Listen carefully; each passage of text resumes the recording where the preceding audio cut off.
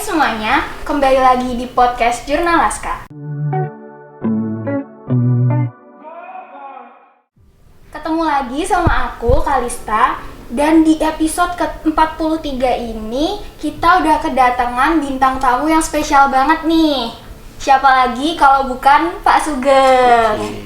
Terima kasih Pak Sugeng udah mau hadir ke podcast Jurnal Laska. Ya, sama-sama Pak. Ya. Apa kabarnya nih Pak? Baik. Alhamdulillah, dalam keadaan sehat walafiat. Oke, kita harus tetap jaga kesehatan terus ya. Di episode kali ini, kita kan kedatangan Pak Sugeng nih. Pak Sugeng ini sebenarnya udah ditunggu-tunggu banget nih Pak sama murid-murid di SMA Negeri 2 Batang. Karena kan menunggu perkenalan tatap maya dari Pak Sugeng ini. Oke. Ya, kemarin sempat perkenalan ya Pak ya, waktu jalan sehat itu. Ya, kemarin sempat perkenalan walaupun sekilas karena kita masih pandemi, kita belum pernah ketemu setiap Senin upacara dan sebagainya. Tapi sempat perkenalan dengan anak-anak dan setiap pagi juga kami menyapa anak-anak ke kelas-kelas sambil perkenalan, menyapa mereka sedang apa yang mereka lakukan gitu. Oke. Iya. Nah, Pak Sugeng, aku penasaran nih Pak. Kan Pak Sugeng dulu pernah jadi guru juga ya Pak ya? Nah, aku pengen tahu nih kalau boleh diceritain Pak awal karir Bapak dari jadi seorang guru sampai bisa jadi kepala sekolah SMA Negeri 2 Batang sampai saat ini. Oke. Begini. Jadi kita hidup itu hati-hati dengan keinginan kita. Apa yang kita inginkan itu kadang terwujud, tetapi kadang terwujudnya itu lama. Saya tidak pernah bayangkan bahwa diri saya itu sebagai seorang guru karena saya adalah anak petani biasa. Orang tua saya, ibu saya ngundangnya Sima. Kemudian bapak itu mereka dari petani dan para pedagang. Mas saya semuanya pedagang. Saya tidak pernah bermimpi, tidak pernah memimpikan saya jadi seorang guru. Tetapi hanya punya keinginan memang saat itu. Saat itu kita melihat karena saya masih kecil, saya melihat kayaknya anak asik juga. Jadi istilahnya kamu bukan guru ya, jadi seorang pegawai begitulah. Kayaknya enak dibandingkan dengan itu suatu keinginan. Alhamdulillah dengan rahmat Allah Subhanahu Wa Taala dan doa orang tua, akhirnya saya walaupun sebelum keinginan dulu, cita-cita saya dulu tidak menjadi guru dulu. Saya itu termasuk anak yang dulu di SMA itu ya termasuk bagus, rankingnya bagus. Jadi saat itu saya ada penawaran di IPB. Pada saat dulu kalau kita kan siswa jalur PMDK begitu. Saya betulnya inginnya masuk IPB karena pertanian kebetulan cocok dengan orang tua saya.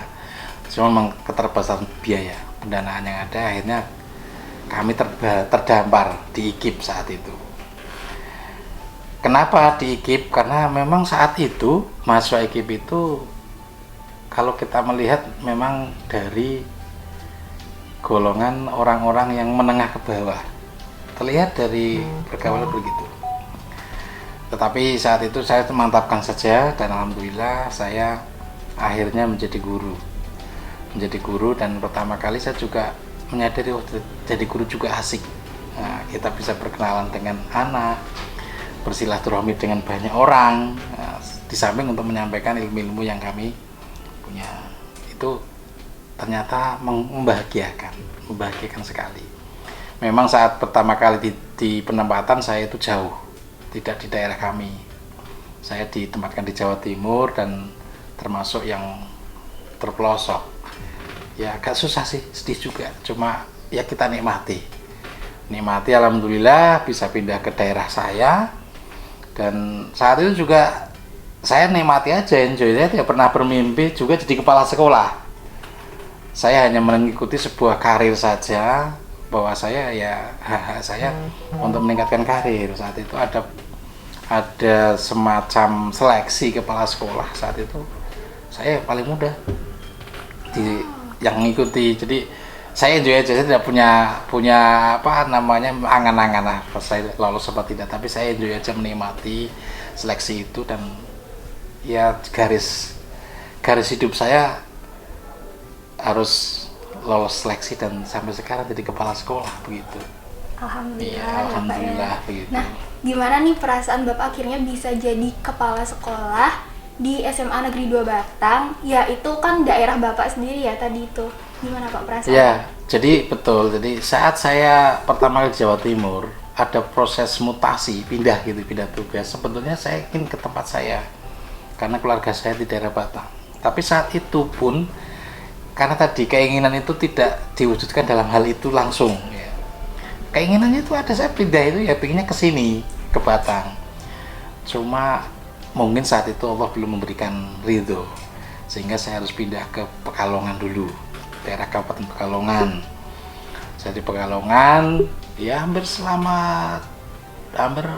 20-an tahun begitu, karena 2021 proses mutasi, itu alhamdulillah baru tahun 2022 bisa pindah ke daerah saya Batang, sehingga berkeluar dengan keluarga, dekat dengan keluarga itu yang membahagiakan, karena kita bisa kumpul dengan ya keluarga begitu. Alhamdulillah bisa jadi lebih dekat ya Pak ya. Betul, jadi maka saya hati-hati dengan keinginan. Jadi dan kita jangan merasa putus asa dengan keinginan kita, karena keinginan kita Allah tidak mau mewujudkan dalam saat itu juga terkabul. Bisa jadi sebulan, 2 bulan, 3 bulan, atau bahkan tahunan baru Allah mengabulkan. Tapi yakinlah bahwa keinginan kita itu pasti akan dikabulkan oleh Subhanahu wa Ta'ala. Bisa jadi nanti setelah kita meninggal dunia, bisa jadi begitu. Ya begitulah. Berproses ya. Berproses, betul berproses. Ya. Nah, Pak Sugeng ini kan udah ngelewatin banyak hal ya Pak ya, udah mengajar, terus juga udah jadi kepala sekolah. Pasti Bapak pernah dong ketemu permasalahan di sekolah, ya kan Pak ya? Oh iya, banyak. Nah. Jadi banyak dan unik. Bapak pernah ketemu nggak sih kayak satu permasalahan yang nggak bisa Bapak lupain gitu? Bisa diceritain nggak? Jadi banyak permasalahan yang jelas ya, permasalahan yang ada di sekolah yang membuat kesan kita dan sebetulnya mendewasakan hidup kita. Ada beberapa kasus sekolah yang menurut saya yang sampai terbawa sampai saat ini dan menjadi pembelajaran saya. Sebetulnya itu dimulai dari sebuah sebuah keputusan yang masyarakat dalam hal ini tidak bisa menerima kondisi itu. Saat itu sebetulnya kami sudah mengumpulkan orang tua, siswa, kemudian sepakat ya kita adakan sebuah kerja, tapi ada orang yang mungkin tidak hadir, itu yang istilahnya tidak setuju.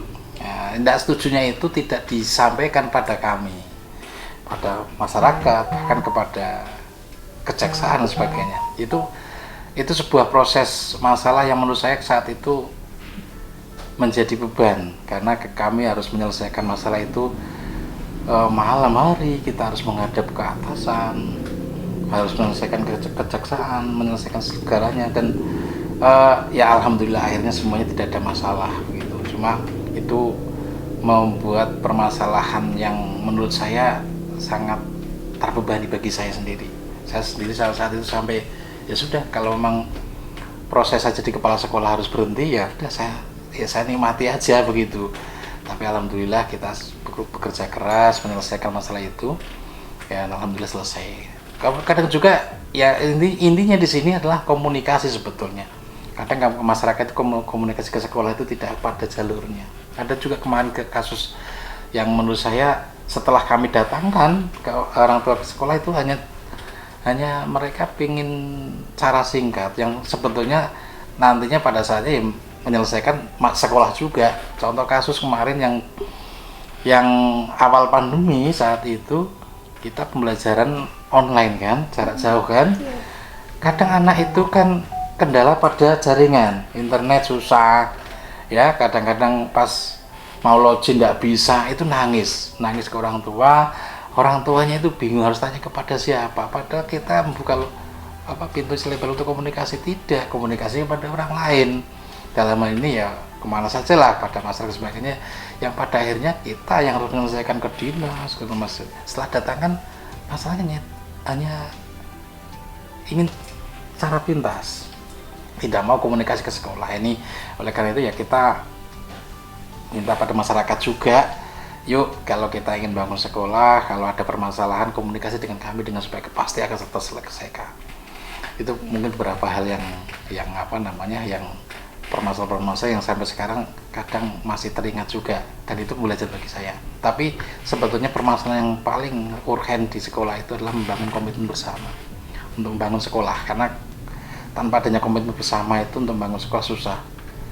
Ada kurang kekompakan kerjasama antar teman, guru, warga, sekolah, itu susah untuk mewujudkan. Maka dari itu yang terberat adalah bagaimana membangun komitmen bersama itu sehingga apa yang menjadi harapan kita, tujuan kita itu tercapai. Oke. Nah, kan ini yang kayak permasalahan yang paling berat kata Bapak kan, membangun komitmen antar sekolah ya Pak ya. Nah, itu tuh cara Bapak menanggapi dan juga menangani permasalahan tersebut gimana Pak? Ya, jadi betul. Komitmen itu mudah kita bangun, cuma mempertahankannya itu yang susah. Jadi saat kita membuat program program kerja sekolah yang ingin kita capai dalam beberapa tahun ke depan untuk kemajuan sekolah ini, kita buat komitmen. Cuma kadang mempertahankannya itu yang susah. Oleh karena itu, upaya kita yang harus kita bangun adalah komunikasi. Komunikasi dengan semua warga sekolah, pada guru, pada TU, kepada siswa, bahkan kepada orang tua. Yuk agar bareng-bareng kita jaga komitmen bersama ini agar sekolah ini bisa track pada jalur yang kita bangun bersama. Itu. Jadi komunikasi yang kita bangun. Komunikasi itu penting ya? Ya, sangat penting banget itu komunikasi. Komunikasi itu tidak harus pada saat pembinaan, bisa pada saat kita berjalan, ketemu, nyapa. Maka dari itu penting bagi anak-anak sekarang itu tegur sapa, komunikasi itu sangat penting. Oke. Nah, Bapak kan kepala sekolah baru ya Pak ya? Ya. Nah, waktu pertama kali Pak Sugeng ini ke SMA Negeri 2 Batang, pasti Pak Sugeng punya first impression dong. Kayak pandangan pertama Pak Sugeng tentang SMA Negeri 2 Batang gitu. Saya melihatnya, kalau saya pertama kali kesini ya, kebetulan saat itu ada perkumpulan catering, family catering itu. Saya terkesan dengan teman-teman guru SMA 2 Batang yang selama ini saya tidak jumpai ya, di sekolah-sekolah saya yang lama. Artinya begini, saya kan sudah beberapa sekolah yang saya terima, ada beberapa sekolah lah yang saya sebagai kepala sekolah. Saat family catering itu saya tidak merasakan yang ada di SMA 2 Batang, kekompakannya, keharmonisannya itu ramai bahasanya, ramai, gayeng gitu. Ini yang mungkin kesan pertama yang ternyata orangnya enak itu, kita kerjasama. Anak-anaknya juga saya kaget juga, anak-anak ternyata sampai sore asik juga ya. Jadi anak-anak enjoy di sekolah sampai sore. Saya bahkan malam hari kesini, jam 7 malam masih ramai, ada apa?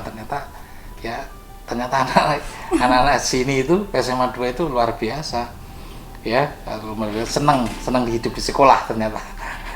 Artinya mereka antusias untuk melaksanakan kegiatan di sekolah. Itu yang saya lihat sih beberapa yang kemarin. Nah, Pak, bagaimana pendapat Bapak tentang murid-murid dan juga guru-guru di SMA Negeri 2 Batang? Ya tadi, jadi kalau saya melihat enjoy, ya asik orangnya, teman-teman guru support ya. Jadi ya memang tadi kalau sekilas itu memang baik, artinya guyup, gayeng teman-teman guru. Anak-anaknya ya mungkin beberapa ada yang kurang care dan sebagainya, tapi pada umumnya anak-anak antusias untuk belajar, terutama di bidang seni dan olahraga. Saya melihatnya luar biasa anak-anak sini, sampai sore pun latihan. Bahkan saya malam itu seni, saya kaget tuh, jam 7 malam ramai ternyata masih latihan. Latihan seni. Iya, semangat sekali mereka. Dan kadang-kadang ya saya hanya pesan aja sih, mudah-mudahan sudah pesan sama orang tua, jangan-jangan pamitnya belum pamitan orang tua yang kota. Tapi alhamdulillah sampai saat ini tidak ada laporan ke kami tentang kegiatan anak-anak itu. alhamdulillah lah semuanya enjoy. Oke. Nah, Pak Sugeng, Bapak punya target nggak sih buat SMA Negeri 2 Batang? Kan Bapak kan kepala sekolah ya Pak Iya. ya. Kira-kira ada target nggak Pak? Kami sudah komunikasikan teman-teman. Saya punya target di sini. Saya ingin sekolah ini sekolah menjadi sekolah bahagia. Sekolah bahagia itu kalau saya lebih dari menyenangkan begitu. Tidak hanya sekedar menyenangkan, tapi bahagia. Lah, yang kita bangun sekolah bahagia itu apa saja ya? Satu, target yang ke depan adalah nanti saya ingin sekolah ini mendapat predikat sekolah Diwiyata. Amin. Ya, Diwiyata ini saya lihat sekolah ini sudah sangat potensial. Hanya tinggal mungkin semangat kita bareng, bangun kita bareng, semangat tadi komitmen bersama untuk mewujudkan itu. Kemudian sekolah ramah anak. Ini kita harus punya target ke sana.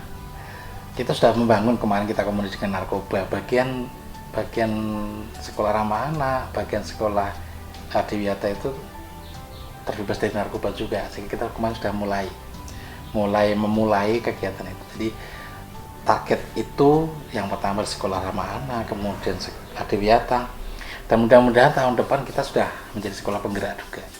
Amin. Harapannya Semoga begitu. bisa terwujud ya Pak Ya, ya. amin amin ya. Sama-sama. Tapi yang jelas ya bareng-bareng komitmen warga sekolah semuanya. Tanpa ada itu semua kita susah mewujudkannya. Oke Pak.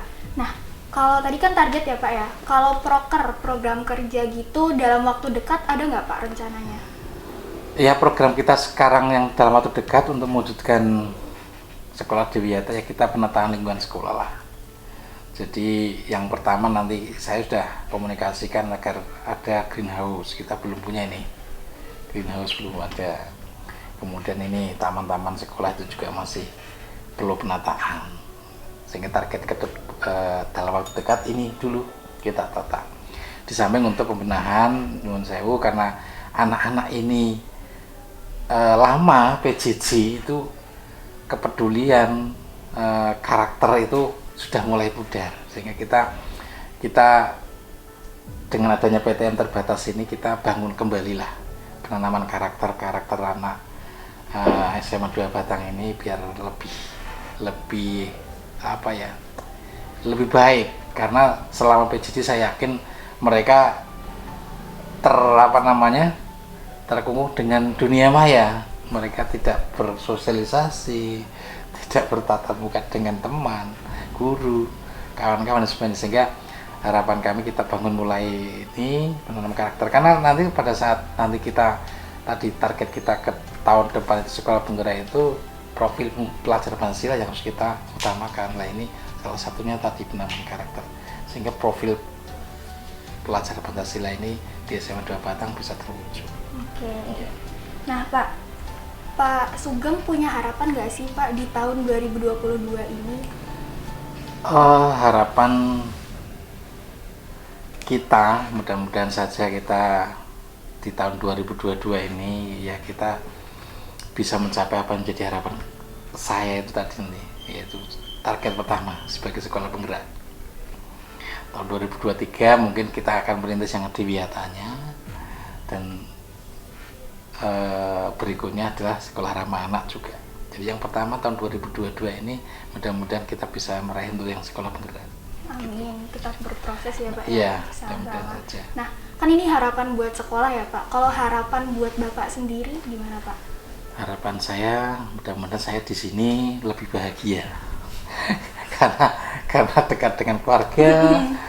Ya, dengan masyarakat sini saya bisa dapat bersosialisasi dengan masyarakat sekitar saya yang dulu tidak pernah saya lakukan, karena saya kan berangkat pagi pulang sore, sehingga di masyarakat saya juga jarang. Nah, jadi pulang ya sudah sampai rumah selesai tidur. Mudah-mudahan itu lebih bahagia lah begitu. Amin Pak, amin. Nah, Bapak ini pasti punya motivasi dong Pak sebagai seorang kepala sekolah. Boleh tahu nggak Pak motivasi Bapak itu apa? Ya, jadi motivasi saya ini ya tadi, bagaimanapun sekecil apapun yang kita berikan pada masyarakat dalam ini anak, berikanlah. Ini yang menjadi motivasi menjadi kepala sekolah, sehingga apa yang bisa saya lakukan untuk sekolah ini, memajukan sekolah ini, mencerdaskan anak-anak bangsa ini, berikan walaupun sedikit. Ini yang menjadi motivasi saya. Sehingga harapan saya, walaupun sekecil apapun, layanan pada anak didik, layanan pada masyarakat berikan. Harus tidak mengesampingkan kepentingan keluarga, tapi utamakan pelayanan pada masyarakat, dalam hal ini pada anak-anak, pada masyarakat. Ini yang harus kita tingkatkan motivasi kita. Oke. Nah, kan Bapak udah punya motivasi ya Pak ya. Pasti Bapak juga punya motivator kan Pak ya. Kalau boleh tahu motivator Bapak itu siapa ya Pak?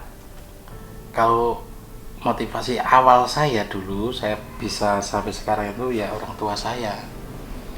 Karena mereka lah yang membesarkan saya dan yang mengerti diri saya, sehingga sampai seperti ini ya berkat mereka. Ini motivasi bagi saya adalah orang tua saya. Oke Pak, yang terakhir, kesan dan pesan Bapak tentang kegiatan podcast Jurnal Laska di SMA Negeri 2 Batang ini gimana ya Pak? Bagus. Jadi bagian dari upaya sekolah untuk mensosialisasikan kegiatan sekolah adalah melalui podcast. Karena sekarang adalah eranya era digital. Ya, kita tidak bisa sosialisasi sekarang dengan spanduk besar-besar pinggir jalan, ketinggalan. Nah, ini salah satu sarana wahana untuk mensosialisasikan sekolah kita, bahwa sekolah kita itu ada kegiatan yang untuk memajukan sekolah ini melalui podcast. Bagus, lanjutkan saja, ditingkatkan. Mungkin ambil tema-tema yang lebih menarik ya, dan mungkin tadi kita untuk mengarahkan ke target-target sekolah di Wiyata, bisa saja kita undang dari ALH lingkungan hidup, ya kan? Kemarin kita sudah mengundang dari narkotik, lingkungan hidup, untuk memberikan kesan bagian dari pengelolaan di Wiyata, atau mungkin dinas-dinas lain yang mungkin bisa mendukung kegiatan itu. Ya. Oke, semoga nanti next time bisa ngundang-undang yang lain ya Pak ya. Ya, terima kasih. Harus di-support seperti itu. Ya. Oke. Nah, terima kasih Pak Sugeng udah mau jawab pertanyaan. Oke, siap. Sini. Terima kasih juga udah mau hadir ke sini. Iya. Nah, satu lagi pesan mungkin ya untuk iya. teman-teman semuanya. Moto kita itu adalah hidup itu harus dalam bekerja itu harus kerja keras, kerja cerdas dan kerja ikhlas. Kerja keras saja itu hasilnya akan pas-pasan. Dia dilambil dengan kerja cerdas, itu hasilnya akan luas. Tapi tambah dengan kerja ikhlas, itu hasilnya tak terbatas. Monggo semangat anak-anak, apapun yang Anda lakukan, kerja keras, cerdas, dan ikhlas. Nah teman-teman, tuh kalau misalkan kita mau kerja keras, kita juga harus diikuti dengan kerja cerdas ya Pak ya. Dan ikhlas. Dan juga ikhlas. Nah, ya Allah Pak, ini memotivasi saya banget Pak. Terima kasih Bapak udah mau membagikan cerita informatif, terus juga bisa memotivasi teman-teman di rumah. Terima kasih ya Bapak udah mau hadir ke podcast Jurnal Laska ini. Nah teman-teman, dari cerita yang tadi udah disampaikan sama Pak Sugeng ini, bisa kalian ambil sisi baiknya, terus juga kita juga bisa ambil motivasi dari Pak Sugeng ini. Terima kasih ya Pak ya. Iya, sama-sama. Nah teman-teman, terima kasih yang udah mau nonton video podcast Jurnal Laska episode ke-43 ini. Tungguin video kita selanjutnya. Dan jangan lupa like, comment, subscribe, dan juga share video ini ya. Dadah! Dadah!